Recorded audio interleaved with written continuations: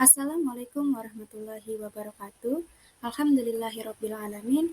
Wabihi nasta'in wa ala umurid dunya waddin. Assalatu wassalamu ala asrafil anbiya'i wal mursalin wa ala alihi wa sahbihi ajmain amma ba'du. Halo semua, perkenalkan saya Nisrina Diantrisya dari kelompok 1 sebagai pembuka di video kali ini. Di mana video ini kelompok 1 akan membahas mengenai revolusi industri dari masa ke masa. Sebelum masuk ke materi lebih lanjut, saya akan memperkenalkan anggota lain dari kelompok 1. Di antaranya ada Isma Fauzia, kemudian ada Oktaviana Wijayanti, dan ada Widya Puspitasari. Adapun materi yang akan dibahas di video kali ini, kita akan membahas mengenai apa itu revolusi industri, terus kemudian ada bagaimana perkembangan dari revolusi industri, dan apa aja tantangan kerja di era revolusi industri hingga dampak dari revolusi industri itu sendiri. Langsung saja kita masuk ke materi yang pertama. Pengertian revolusi industri. Revolusi industri terdiri dari dua kata, yakni revolusi dan industri. Revolusi itu berarti perubahan yang dimana ia bersifat sangat cepat. Sedangkan pengertian industri sendiri ialah usaha pelaksanaan proses produksi.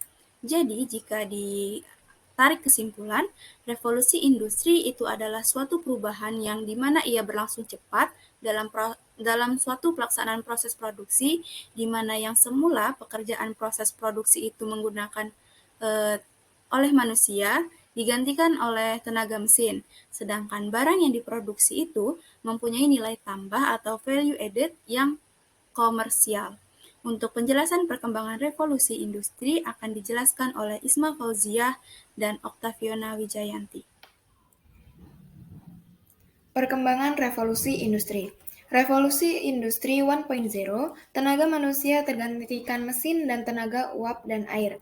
Revolusi industri 1.0 ditandai dengan adanya penemuan sebuah alat tenun mekanis dengan menggunakan mesin uap. Pada tahun 1784 semuanya berubah. Tenaga hewan dan manusia tidak lagi digunakan mengakibatkan banyaknya pengangguran walaupun jumlah produksi meningkat.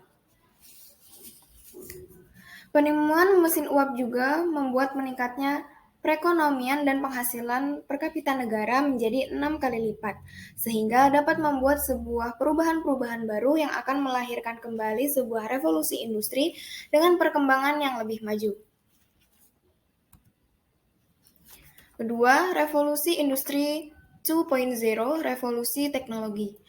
Revolusi industri 2.0 terjadi pada abad ke-19 sampai abad ke-20 dengan ditandai munculnya listrik yang membuat biaya produksi jauh lebih murah dari sebelumnya.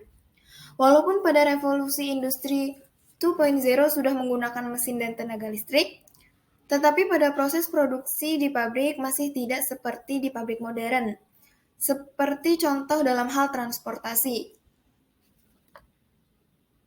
3. Revolusi industri 3.0, revolusi digital. Revolusi 3.0 ditandai dengan teknologi informasi dan menggunakan elektronika, menggunakan otomatisasi produksi. Revolusi industri 3.0 lahir pada awal 1970. Kemunculan revolusi industri mengubah lagi peradaban dunia jika pada revolusi sebelumnya mesin masih dikendalikan oleh manusia, maka pada revolusi industri 3.0 sudah menggunakan sistem otomatisasi dan dikontrol oleh komputer. Revolusi industri 3.0 ini dicirikan dengan adanya penyesuaian massal dan fleksibilitas manufaktur yang memiliki basis robot dan otomatisasi. Pada saat itu juga ditemukan Programmable Logic Control atau PLC dan rangkaian elektronik yang bisa mengatur mesin-mesin cuman pakai program. Yang keempat, revolusi industri 5.0 atau cyber teknologi.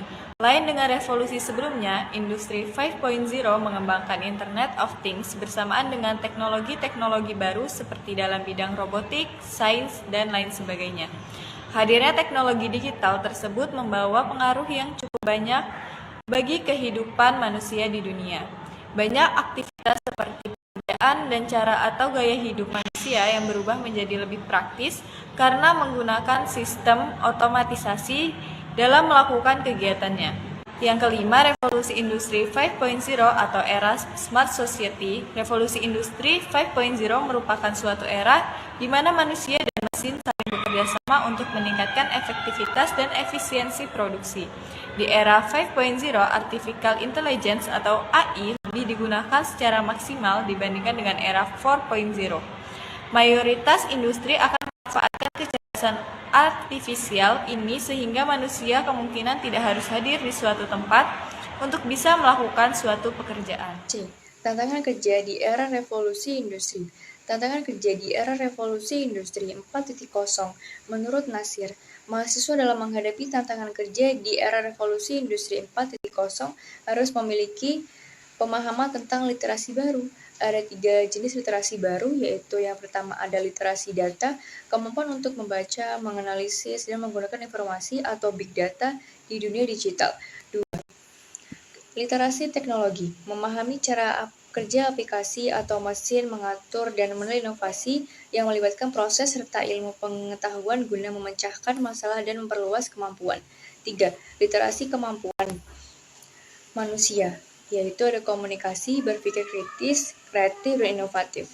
Jadi, dapat disimpulkan bahwa mahasiswa dalam mempersiapkan di dunia kerja dibutuhkan kesiapan yang matang. Selain apa yang harus dipersiapkan, mahasiswa juga harus memiliki pemahaman tentang keahlian yang dibutuhkan dalam menghadapi tantangan kerja di era revolusi industri 4.0. D. Dampak revolusi industri. Revolusi industri generasi 4 tidak hanya menjadikan peluang, tetapi juga tantangan bagi generasi milenial. Kemajuan ilmu dan teknologi sebagai pemicu revolusi industri juga diikuti dengan implikasi lain, seperti pengangguran, kompetisi, manusia versus mesin, dan tuntunan kompetisi yang semakin tinggi. Nah, itu dia penjelasan dari kami mengenai revolusi industri dari masa ke masa. Untuk kesalahan dan kekurangan kami mohon maaf. Akhir kata, wassalamualaikum warahmatullahi wabarakatuh.